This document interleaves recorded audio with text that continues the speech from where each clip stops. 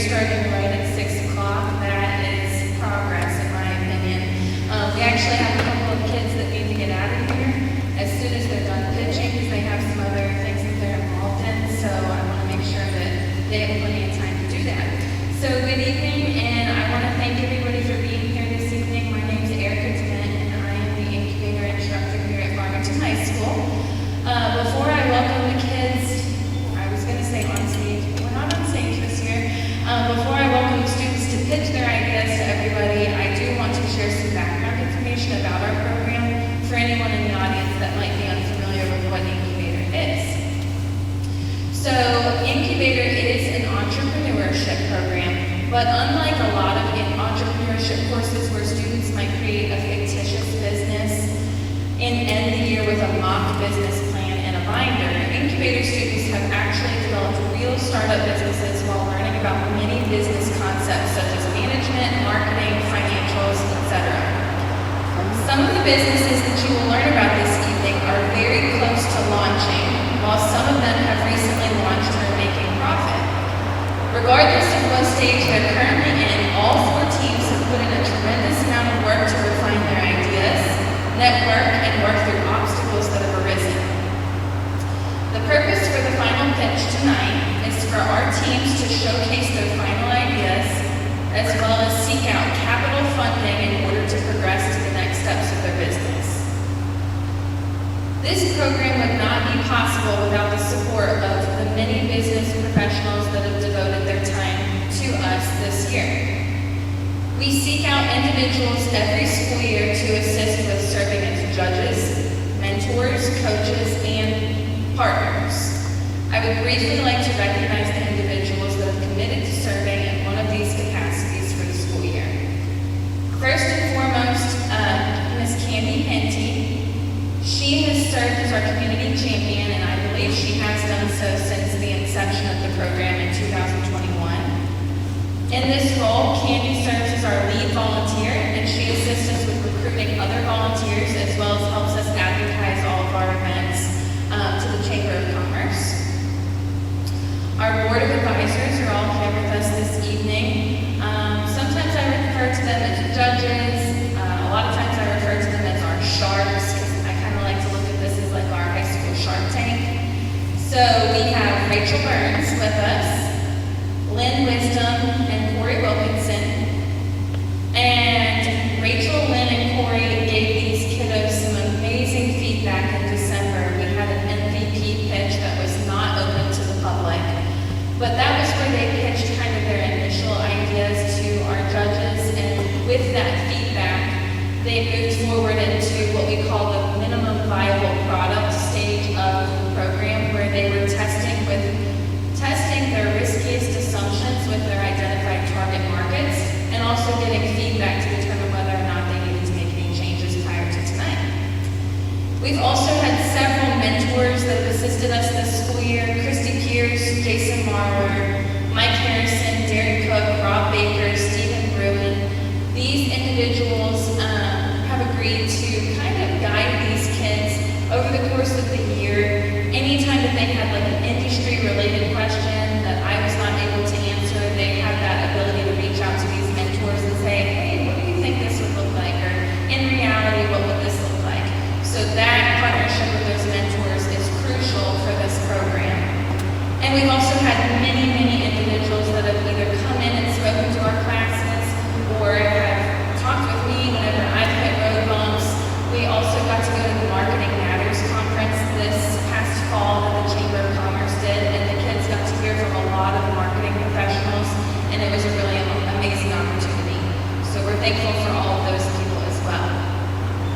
So we're now ready to hear the students' business ideas. Each team is going to share information about their business with you guys, and then after each team's presentation, there will be time for the judges to ask questions regarding their business ideas or if any clarification is needed. So this time, I'm going to welcome our first team up to the stage.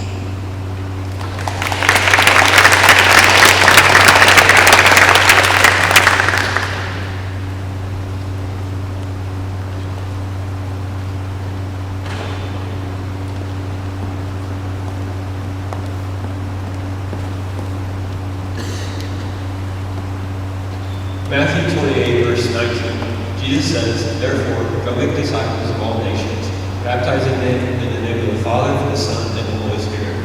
Jesus instructs us that we need to share our faith to those that are around us. Have you ever struggled with sharing your faith? If so, you're not alone. Around 60% of Christians also struggle with sharing their faith, and that's where Faith on Fire is here to help. We're here to help, encourage, and support Christians to share their story and share their faith. Hi, I'm Brody Williams, the CEO. I'm Taylor Tinsley, the CFO. I'm Nate Duncan, I'm the CEO. Blake Will, the CFO. We're at Faith on Fire. So how are we involved in the Christian community? We're involved in many different clubs at school, including FCA, SOS, and Bible Boys.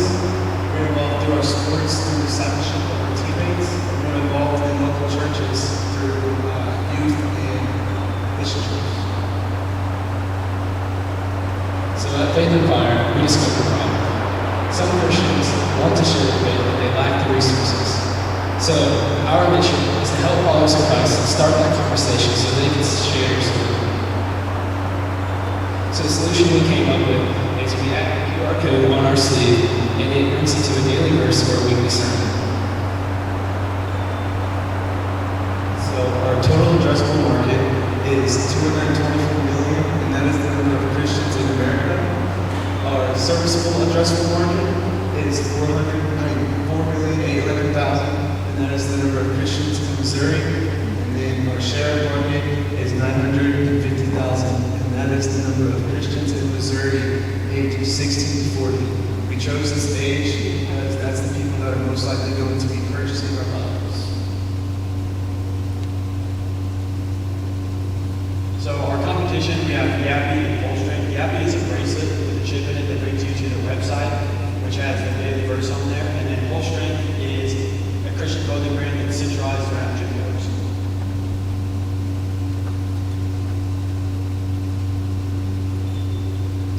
Our unique value, so what sets us apart from all these other Christian clothing brands is our QR code. Our QR code brings you straight to our website, which has our daily verse and our weekly sermon, and explains a little bit about us and what it is that we do. So our MVP experiment. MVP stands for minimum viable product. So we just got a normal plain t-shirt from my closet, and we printed out one of our designs, and then we taped it to this t-shirt. We use this product to kind of show our product to the students here. We had a showcase in the lobby, and we were able to tell students about what we're doing, and we got a lot of really good feedback from that.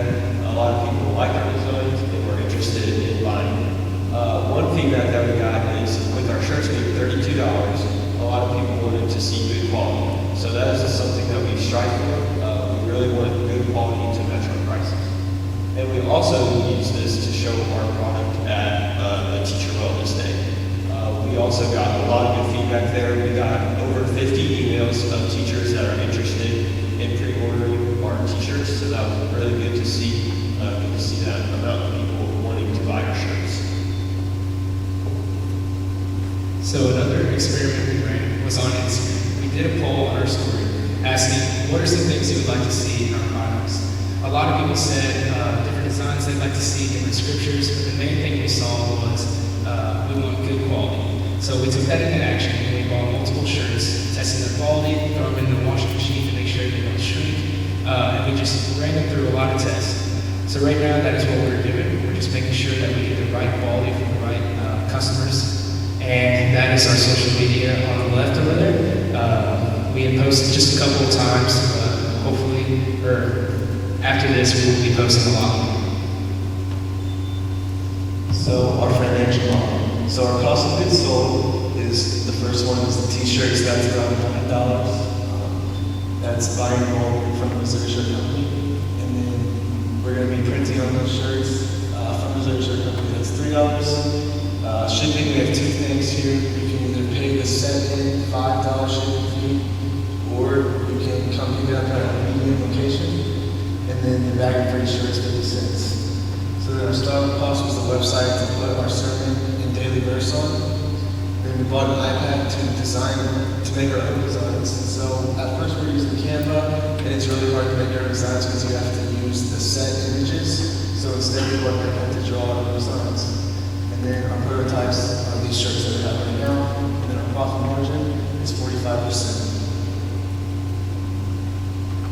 So here's our 3-year financial model. Our net income for year 1 is $12,000. We expect to make this from selling our shirts. When we first come out soon this month, we should be releasing our first shirts. It will be this design, just like this, and then we expect to sell around 75 shirts the first one. Then we're expecting to grow around 100% going into year 2, just because people will start to get to know us. We'll start to be putting things on all of our social media pages, more knowledge of us. We expect more people to be buying our products. Then from year 2 to year 3, we expect to grow 150% due to, again, more people knowing about us and then just knowledge of us being spread around.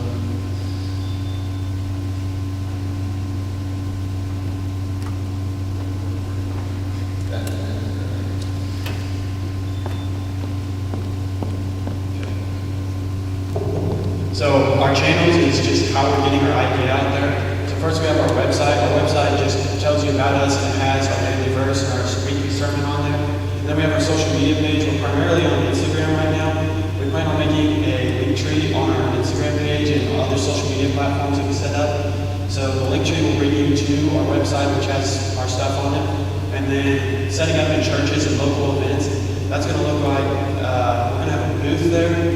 The booth will have a bunch of inventory there, and then so people can see our shirt and figure out what it is that we're really selling, and then hopefully sell a bunch of stuff when we're at those events. Our capital ask. So right now we are planning on doing, so of course we mentioned that we're creating the designs and then just getting them printed. So we are wanting to start designing the whole entire shirt with the fit, the quality, and the materials. So how we would do that, we would design the shirts ourselves, and then we would send it to a manufacturer, and they would manufacture it in a factory or whatever they have, and then they would send it to us, and we will deliver it from our own businesses. And then we are wanting to create a Shopify. Right now we're using GoDaddy. So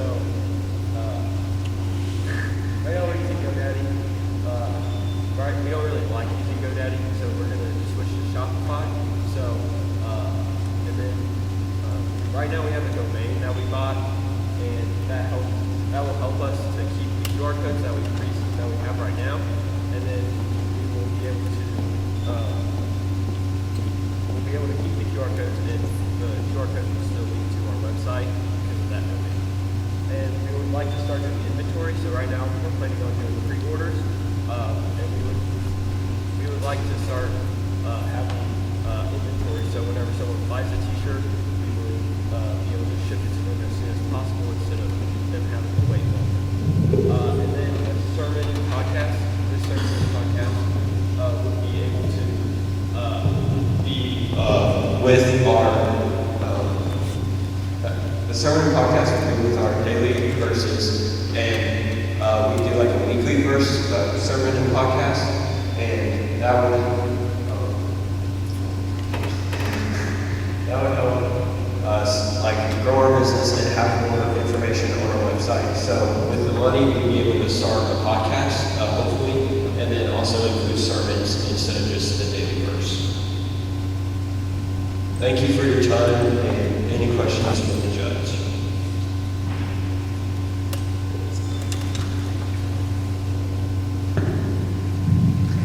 Very well done. Just a question on your product mix. Is it your intention to stay with t-shirts, or do you envision broadening out over time? So we're wanting to expand. Right now we're just focusing on t-shirts because that's really easy to do.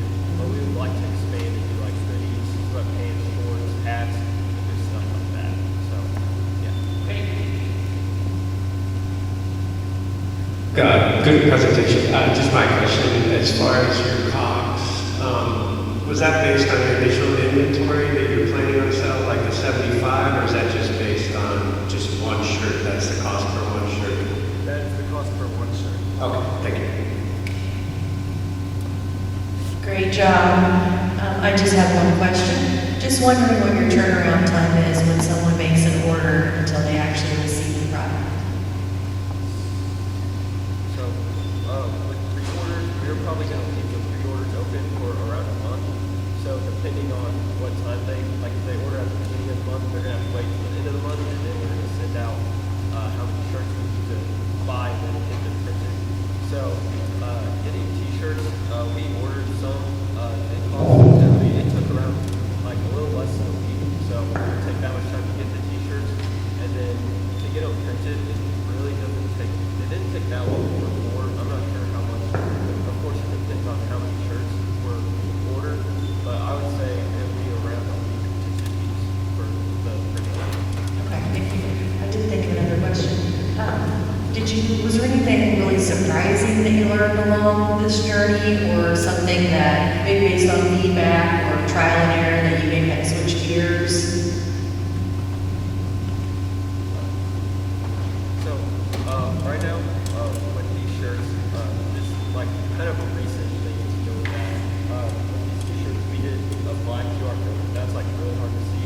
So that's something that we never really thought of, but like having to do our designs along with like the shirt color, like we have to think of that stuff ahead. So we can't just like say, yeah, we want this design on this shirt color and keep everything the same, because like different shirt colors is going to be different color designs. And just one more question. Could you tell me a little bit more about your distribution plan? You mentioned events and the like, some online with Shopify. Do you envision wholesaling, which means just selling it to another store so we have another outlet? So, we have talked about this. We envision partnering up with Oasis a little bit and selling our Christian t-shirts in that bookstore in town. And then Parkland Chapel has a shop in their church, so they have like Parkland Chapel t-shirts, and we were envisioning partnering with them too and setting up some of our t-shirts in there. And I also know some people out of state that would love to have our products in their stores.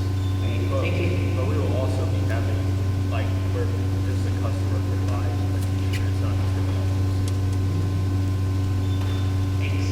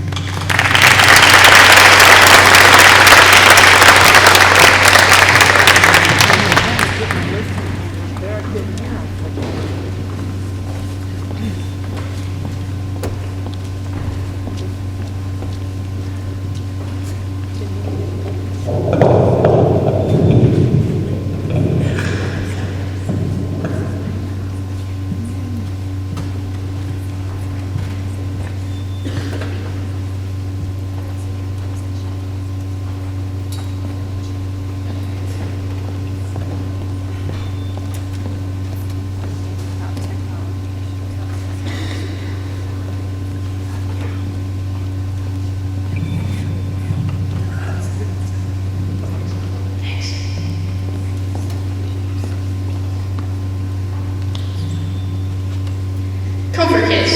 Restoring hope in humanity, one comfort kit at a time. Approximately 1 in 3 drivers experience their cars breaking down every year. Cars breaking down is ranked 5th in the top years among drivers in the U.S.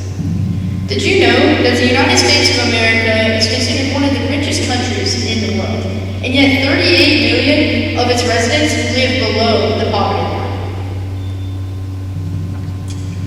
So, what is the solution? Before we get into that, let's first introduce the 4 people that make up Comfort Kits. My name is Emily Gillen. I'm the CEO of Comfort Kits. My name is Bailey Bach. I'm the COO. I'm Noah Lagonia, and I'm the CMO. I'm Brandon Arena, and I'm the CFO. So, like we said, what is the solution to the 2 problems that we just addressed? My group here has came up with Comfort Comfort Kids is a nonprofit organization that strives to give back to the community. So what we have decided to do is to a buy one, give one selling tactic. So what we do is we package up a car kit, and so in this car kit is just essential items you would need. So you get in a car accident or something happens, you can keep this under your seat, behind your seat, maybe in your trunk. The bag is durable, so it's not going to wear out over time. There's a flashlight, thermal blanket, first aid kits, jumper cables, poncho, or Germex pipes. So, in case you're wondering, every single time we sell a car kit, we give a comfort kit to an impoverished person within our community through the East Missouri Action Agency. So, the items in the comfort kit are a thermal blanket, socks, poncho, hygiene products, reusable water bottle, and a list of resources. If you're wondering, why did we pick these items are the most requested items from whether it's a community home or it's a shelter. These are the items that the impoverished people in our community have the least of. All right, so let's look into our production process here. So we buy the items from both online sources and physical sources, and then once we get those items, we package those into both the car kit and the comfort kit. And so you guys buy the car kit, and then once you guys buy the car kit, that in turn leads to the comfort kit being donated to East Missouri Action Agency, which they then in turn give that to an impoverished person.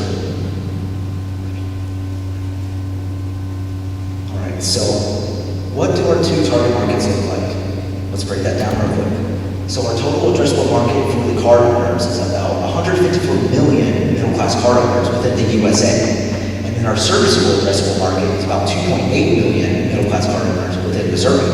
And then our share of the market is 15,000 middle-class car owners within St. Francis County. And then for our impoverished community here, we have our total addressable market, which is about 38 million people in the USA. Our serviceable addressable market is about 756,000 people within Missouri. And our share of the market is about 12,000 impoverished people within St. Francis County. And theoretically, if the middle-class car owners, all 15,000 of them, were to buy a car kit, they would be able to donate those car kits, or the comfort kits, to the 12,000 impoverished people. And we'd have an excess of about 3,000. And with that 3,000, we would be able to expand and restore hope to more communities outside of just the community we're in right now. So some of you might be wondering, why comfort kits? So comfort kits is going to the people in our community who may have just lost their job. Maybe they got a bad deck of cards in their life and they're having struggles financially, or maybe they're just on the street because they did not choose the right path in their life. So comfort kits can guarantee you that 100% of your money is going to help these people. Unlike, you probably wonder, where does my change really go when I round up at a restaurant? Where does my money really go if I give it to people on the street? You don't know, but with comfort kits, we can guarantee you that it's going to the right place. So some of Comfort Kids' experiences was MVP pitch, where we started with our $500 seed money. Whenever we got that, we then extended to East Missouri Action Agency, who have donated several items to go into our Comfort Kits. We also did a canned food drive for them, where we raised 525 canned goods to donate to their kitchen. We were also invited to a Rotary meeting where they gave us a generous donation.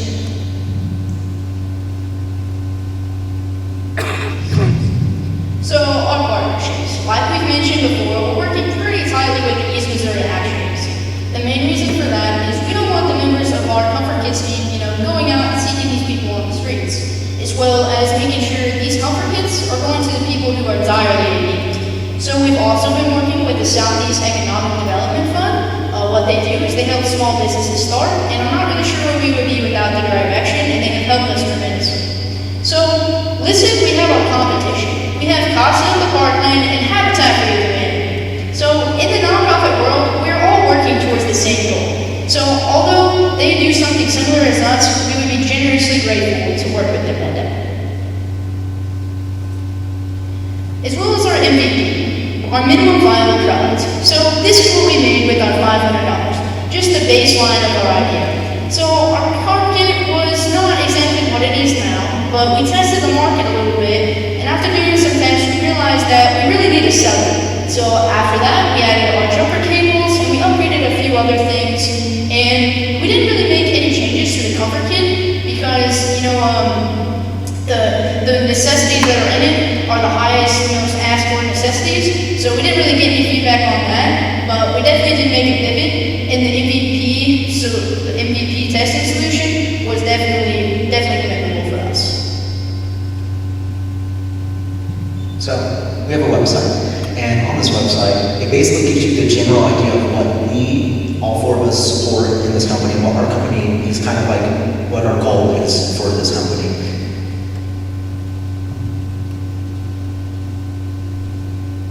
Right, and we also have some marketing. So our main source of marketing comes from Instagram. That's where we use posts to promote food drives, raffles, giveaways, and just general engagement posts. And then on top of this, we also have word of mouth. So we go up to people, and then they go up to people, and then it's like a compound effect. Everybody knows about it. And we do this to try to get as many people as possible to know about what our company is and what we stand for. And since our launch, we've sold about 19 comfort kits, which is almost 4 times the amount we were originally going for. So let's look at our revenue. For each car kit is going to cost $30. The $30 covers everything in the car kit, including the bag, as well as everything in the comfort kit, including the bucket. We accept payments through cash, Venmo, and PayPal, which can be received through our website or our Instagram, and through a Google form, which we use for our receipt system. And we keep the price at $30 so that we can cover all the costs without having to rely on donations. And for our starting costs, we use some of our MVP money to purchase an initial startup inventory. We spent about like $125 on that, which allowed us to do some giveaways and really test our product. And here's our 3-year financial prediction. You can look at our total revenue, around $8,000 for year 1. Our cost of goods sold, about $6,500. And if you want a more detailed look at our cost of goods sold, there is a model inside of our packet with all the exact numbers. And our gross profit margin is 16.1% because all of our funds is going back into our business because we are a nonprofit. And our net income is around $750 for the first year. So our capital ask. Today, if we were to win the grand prize, what would we do with that money? First off, we would start by buying a pretty big platform to make our orders from. Right now, we're currently using Google Forms, and it's not hard to track where our money is coming in and out of from. So we would definitely invest in one of those, as well as some serious marketing, whether we would use some of that money to get us to a conference or get some paid ads on social media to really reach the community and let them know what we're doing with comfort kits, as well as a sticker maker to kind of fulfill the cleanliness look of our comfort kits. So on behalf of Comfort Kids, we would like to thank you all for being here today. And judges, if you have any questions, you may ask them now.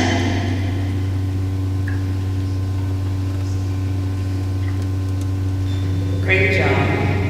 I have a question with respect to your market. You mentioned St. Francis County, that there were 15,000 potential customers.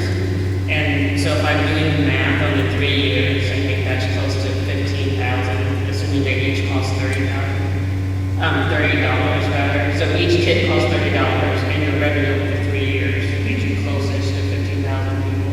So when do you intend to pivot and look outside of St. Francis County? I think definitely once we get more established here, I think that once we know what we're doing a little bit more, like I said, once we get more following, we definitely want to expand to outside counties, maybe, the whole state. And our main goal is to go, statewide and, maybe other states, because like we said, those 39 million, we can be helping every single one of them, but it has to start somewhere. Yeah, agreed. I repeat what Rachel says, good job on the presentation. Walk me through real quick, I caught most of it. As far as your marketing right now, you're doing mostly website and Instagram as far as promoting the business, is that correct?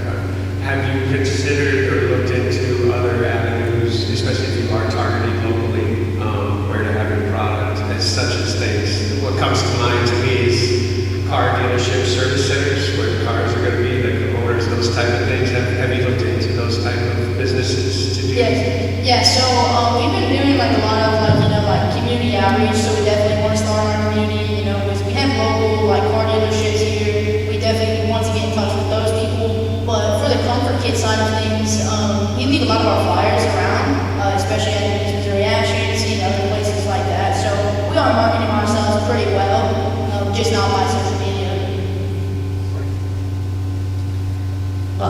strong partnerships you've already built, and I commend you for trying to help our community in this way. I can see your passion. Okay, so I think I got this right. When someone is in need of a comfort kit, they'll go through East Missouri Action Agency to get those. Okay, when someone purchases, I know you have your Google form and they're purchasing the car kit, what's the distribution like for that? I might have missed it. Where are they picking it up, or are they shipped? So on our form right now, we have like a local pickup, whether it's here at the high school, we meet up somewhere, like the public library.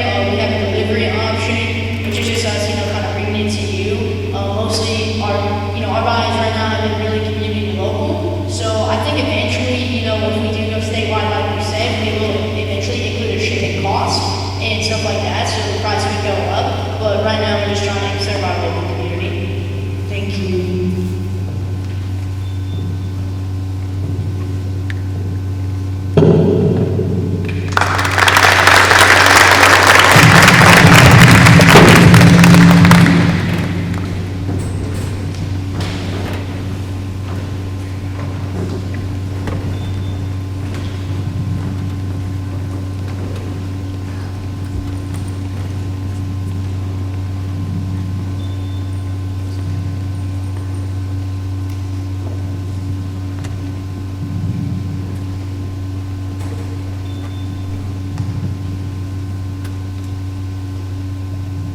By a show of hands, how many of you have pets?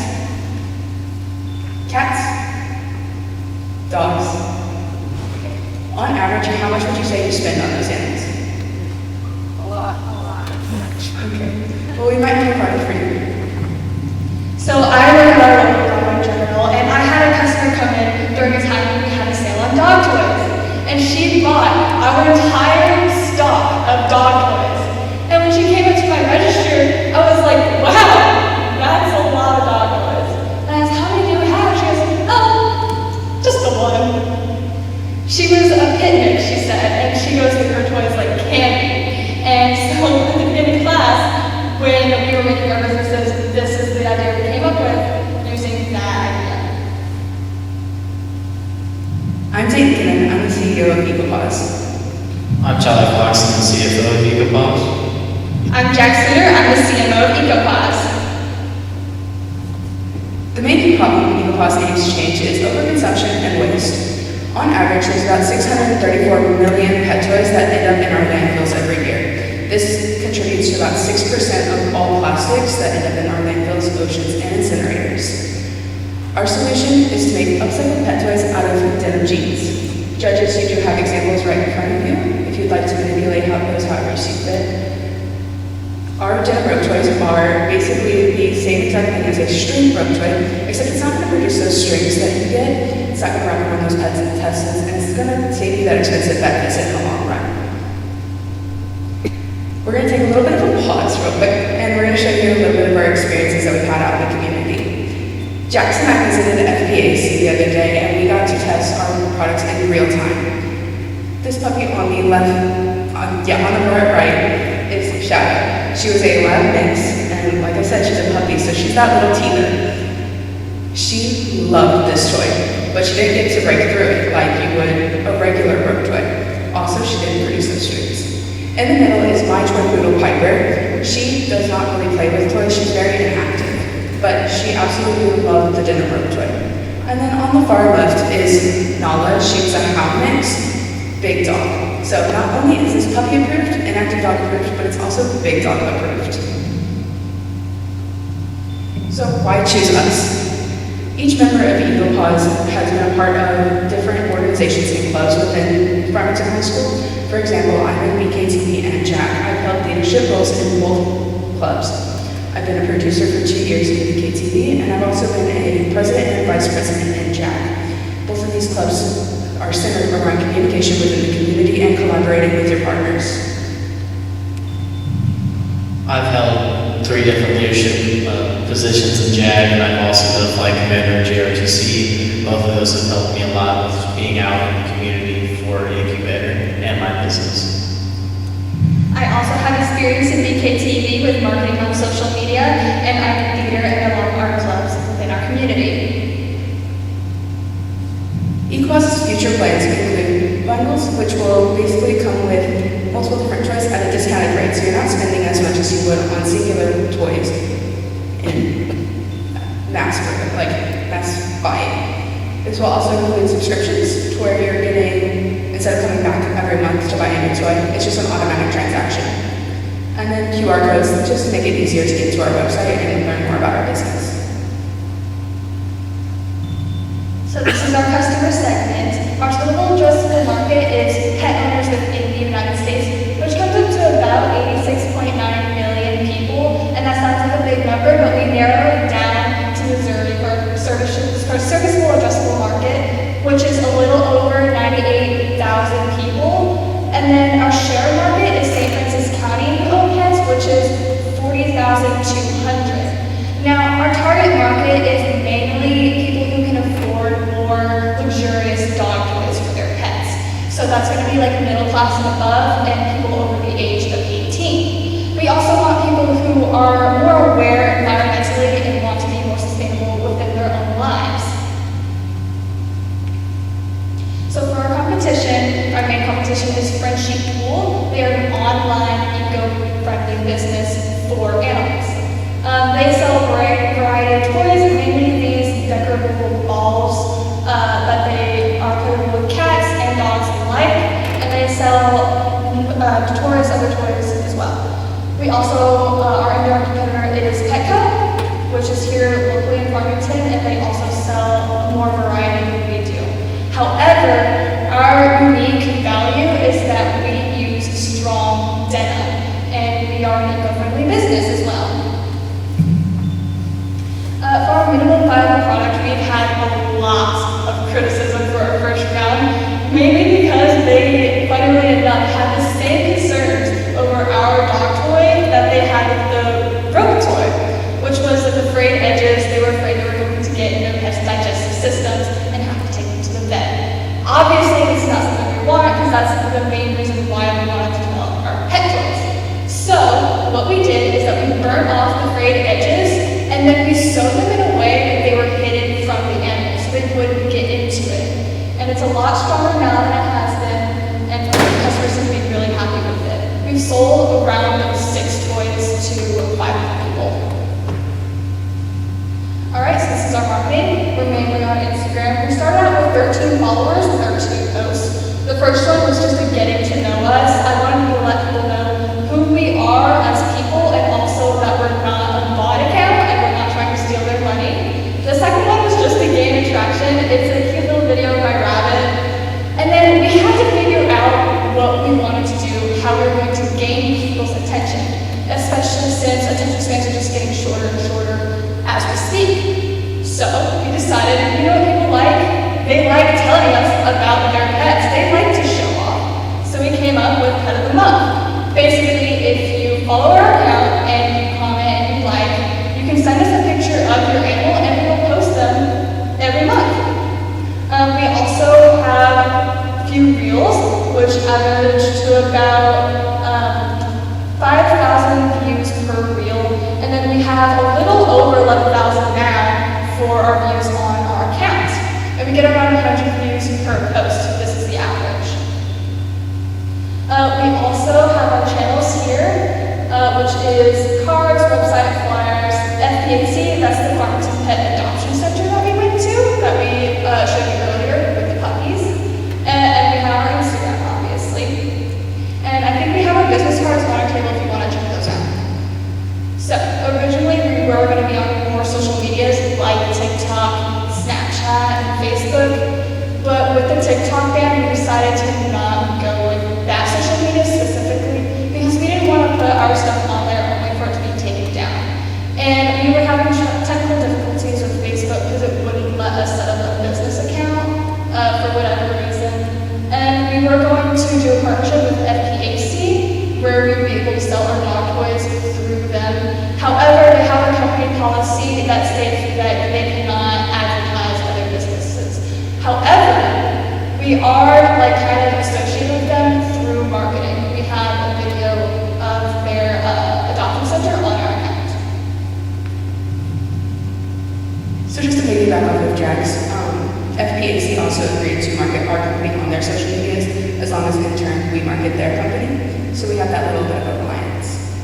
Back to our timeline, this is just a broken down version of the progress that INCubator has made. Back in October, we started off with our social media. In December, we made our first prototype where we got all of our criticism and feedback. In February, we fixed up some of those problems that people were having, but our customers still had concerns. So in March, we made our final product, which we are selling today. Alrighty, this is how we make our money. We take in payments from cash or Venmo. We also sell our toys from just person to person. We're a transaction-based business.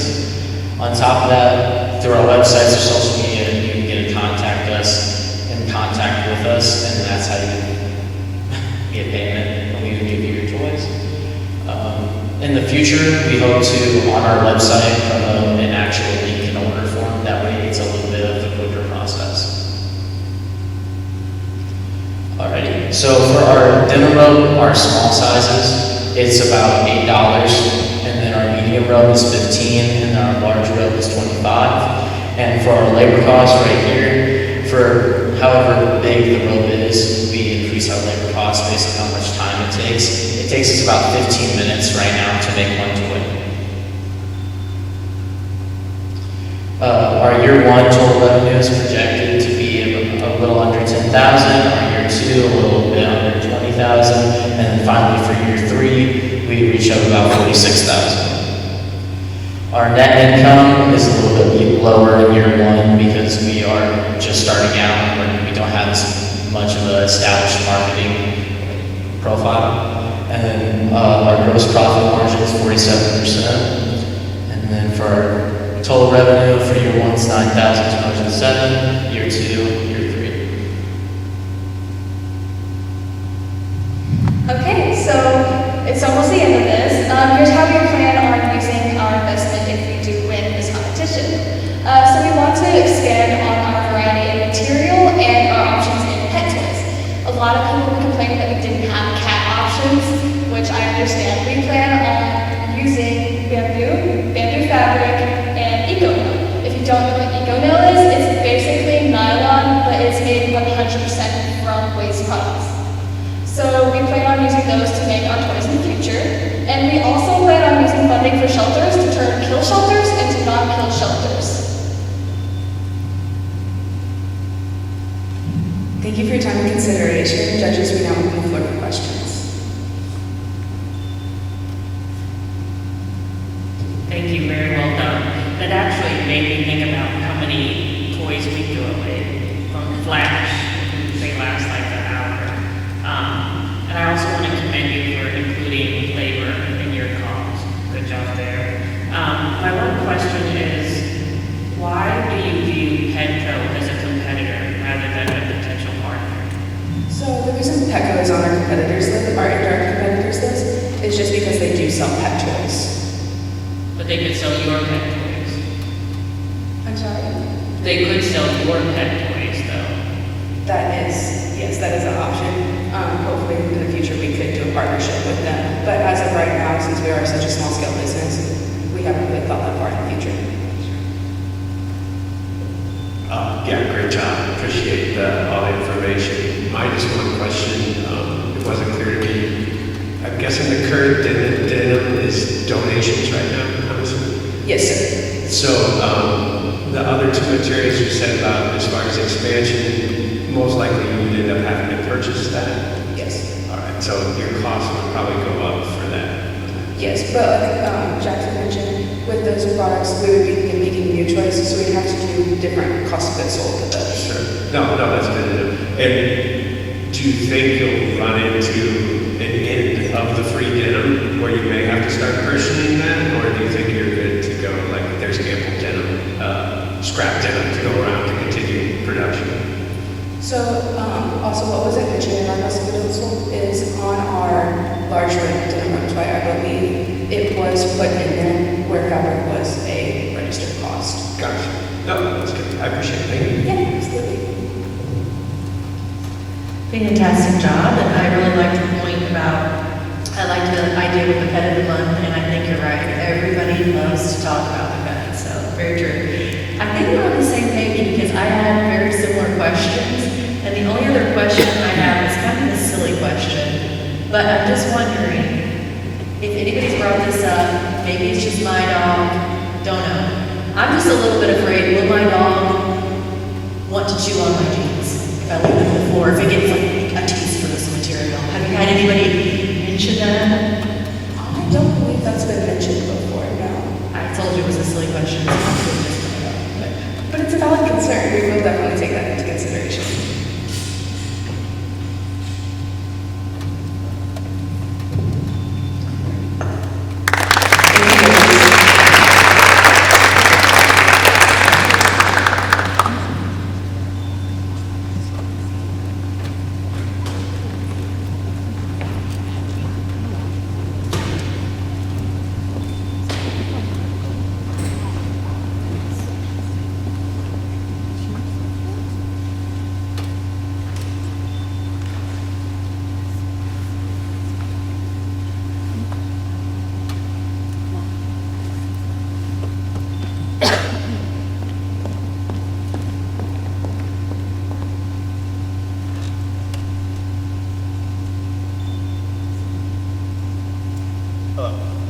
By a show of hands.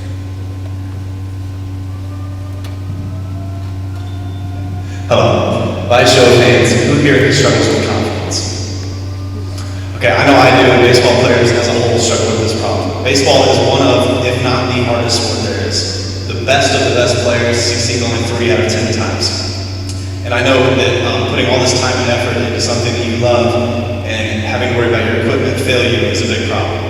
Here at Elemental Grip, we plan on making premium baseball bat grip for players. So what baseball bat grip is what goes around the handle of the bat that you hold on to while you're swinging. So I'm Jackson McDowell, CFO. I'm Dave Redmond, the CEO. And I'm Connor Rice, the CMO. And so our problem that we found is baseball and softball players, when they swing the bat, and especially when it rains or their hands get sweaty or it's hot, their bat flies right out of their hands.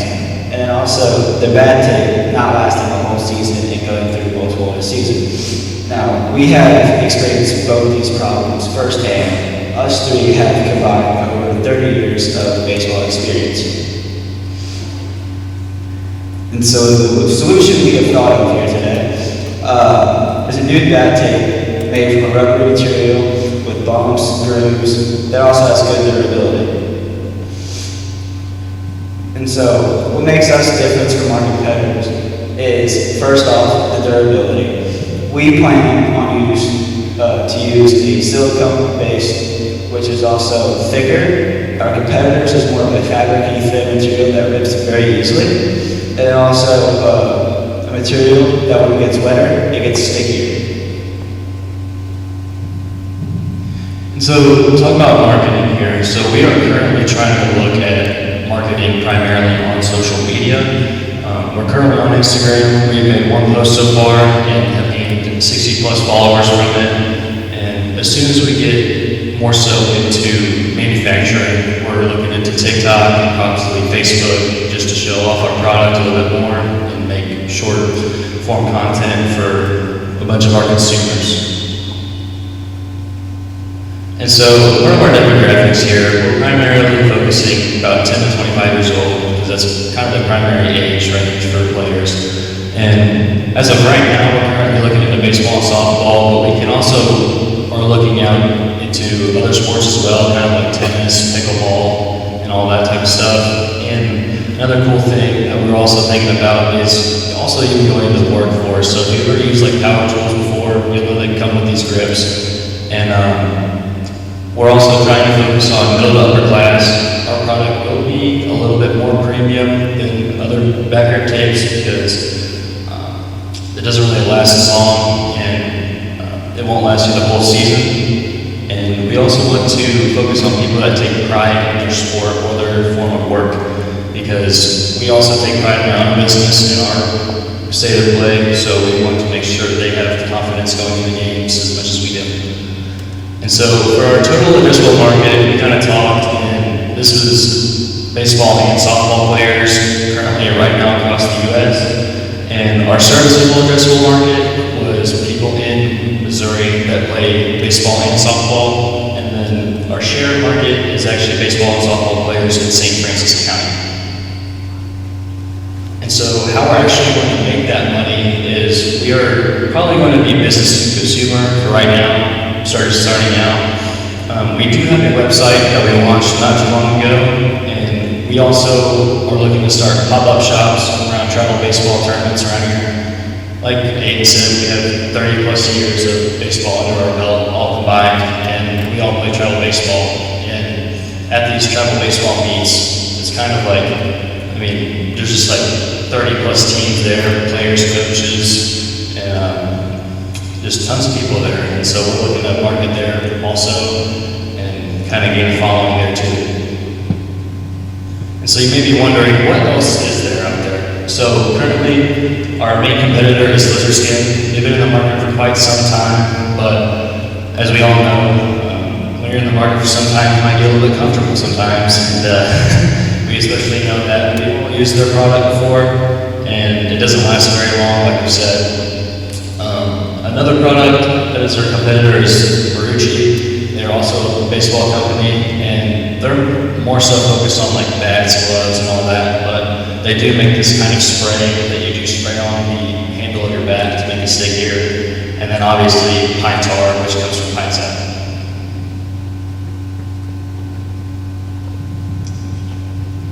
Okay, so for our minimum viable product, we started looking at different materials. We started with rubbers, and then we found, after touring mocap, we found silicone. And it came in these rolls. We were given samples at mocap, and we found that it sticks to itself, which is kind of game-changing for us because the adhesive on the back of Lizard Skin is kind of a big problem and a fault when it comes to their product. So we set up when we had our student meeting, and we heard nothing but good feedback. The only thing we heard was to add texture, which we plan on doing once we created our own product.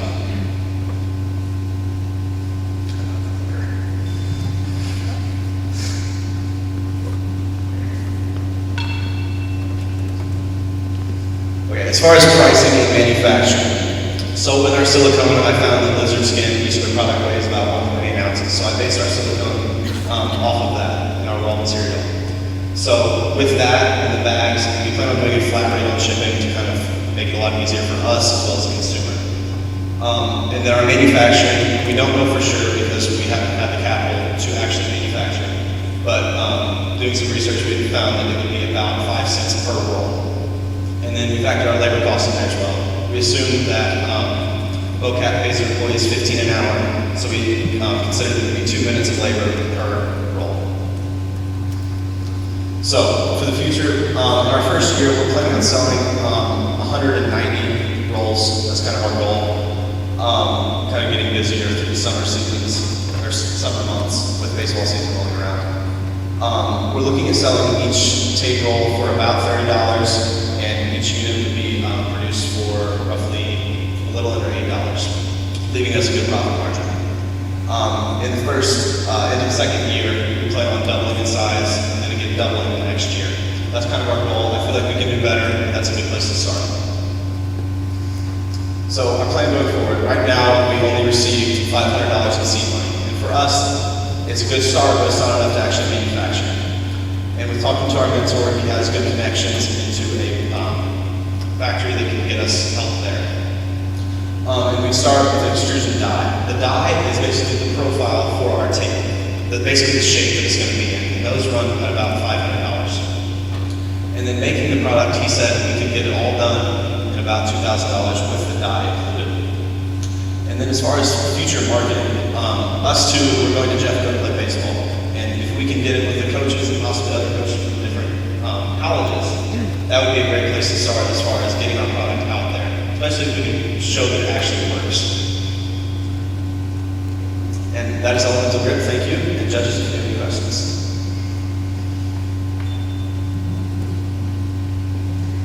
Thank you. How much do your competitors sell their product for? They sell for about $20. the lizard skin. And we are hoping to be that more premium product that sells for a little bit more because we last all season long, unlike them when you're having to replace it at least once a season. And one roll of tape, how many bags will that? That's one bag. One bag. Thank you. Good presentation, really enjoyed it, thank you. My question is, are you hurting yourself by having such a good product if it lasts that much longer than your competitor? I'm sorry, can you If it lasts that much longer than your competitor, lizard skin, are you hurting yourself maybe a little bit? You know what I'm saying? Like, if it's going to last through the whole season, are your next customer going to be when they get into bat then? Because it's going to last as long as the bat does potentially. I mean, I can see that as a problem, but I think with that being our goal is to create the best possible product that we can. No, that's good. And then maybe a suggestion, but are you using this now? Yes. The bat that he showed you, that is his bat that he uses. He's had it for probably 3 months, since February, and it's still in great shape. It might be worthwhile. I know you said you're just getting the social media up and running, but actually using video of you using that and promoting it and just, starting, hopefully maybe you got some pictures when you begin, you can see the line and the use of it over time so people can see that. It might be worthwhile starting to promote that just to get people interested. Absolutely, I agree. Yeah, that's a great point.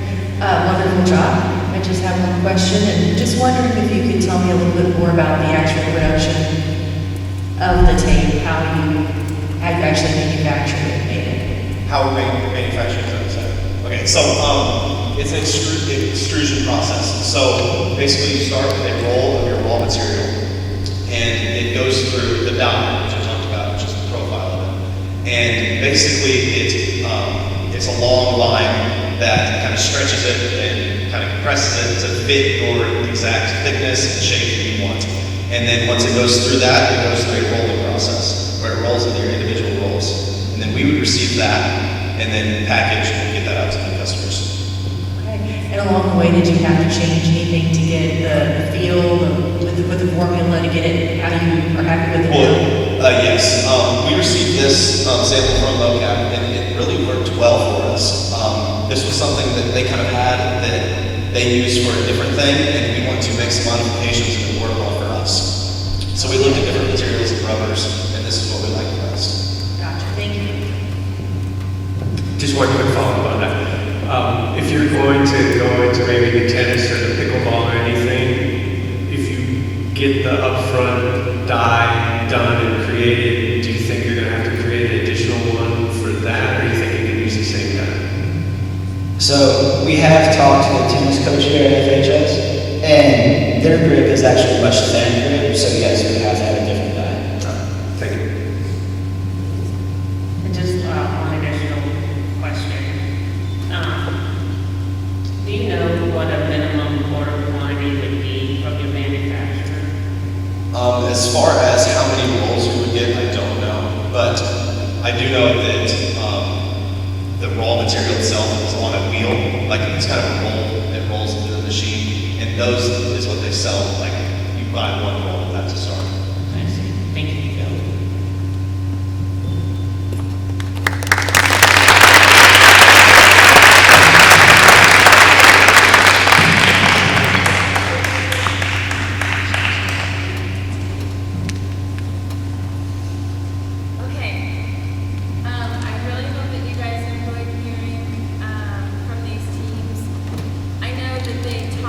Just for about 8 to 10 minutes on average, but they have